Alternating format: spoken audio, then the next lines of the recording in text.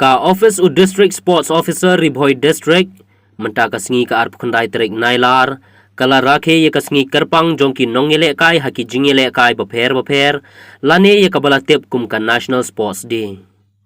Bat ka jing Rakhe ye kani kasngi kalong kum shibanta ban pandan burom ye kasngi kha jong Major Dhyan Chand urang yele kai hoki ka India.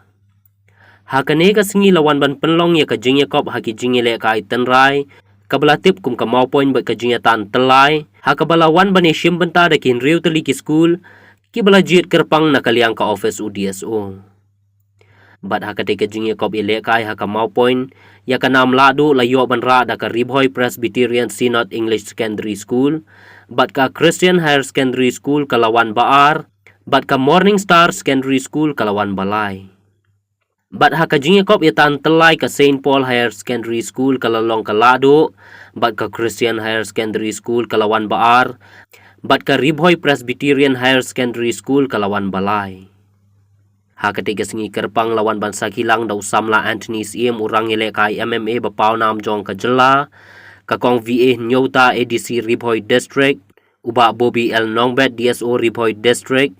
uba Koras Marwin ubadai unong hikaya lempat jong usamla Anthony Siem, uba Daminat Seliang Athletic Secretary ka RBDSA, ki staff ka DSO, ki nong hikai, bat kiway.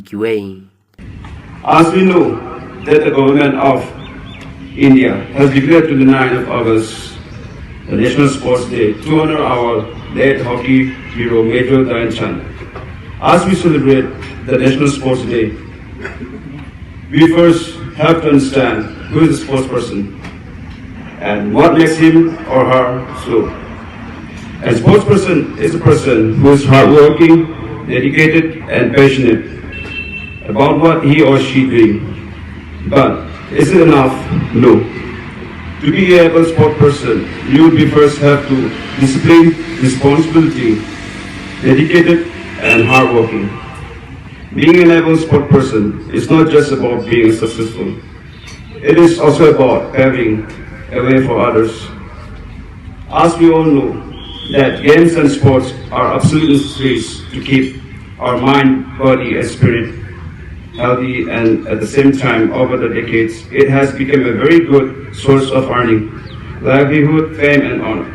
At this moment, I would like to urge all our fellow citizens, especially youth, to invest all their skills and intelligence in the region field so that you can bring pride and glory not only to you and your family, but also to the community and nation as a whole. National Sports Day menuju pelong haka 3 August malau senam tentang senam celebrate kumju jadi nak minta celebrate mo haka anniversary jong hockey legend jugi Dhyan Chand de haju por minta si ile ki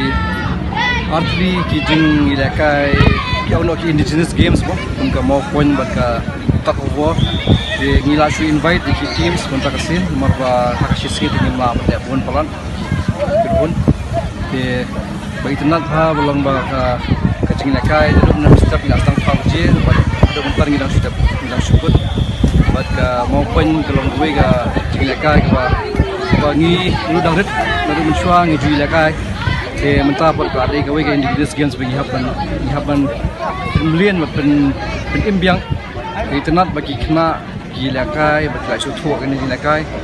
bon sen lagi bon bagi gilakai kami gilakai kinum kin mau cu hi por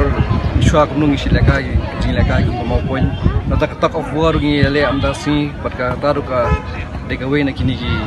indigenous games bagi ko promote ke haju por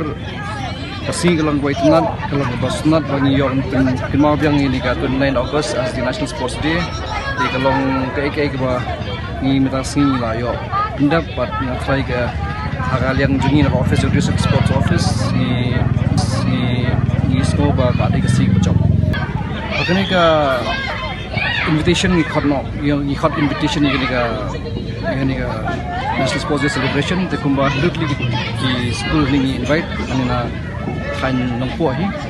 ke let's say haki we is number 1 part ni lawan khat pa moi kham bon andai komunta ka sen ka singlong bang si ni hapan dap te ngi yaw ban invite table bang ke ngi yaw ban la kai mo kon bat ka ta ko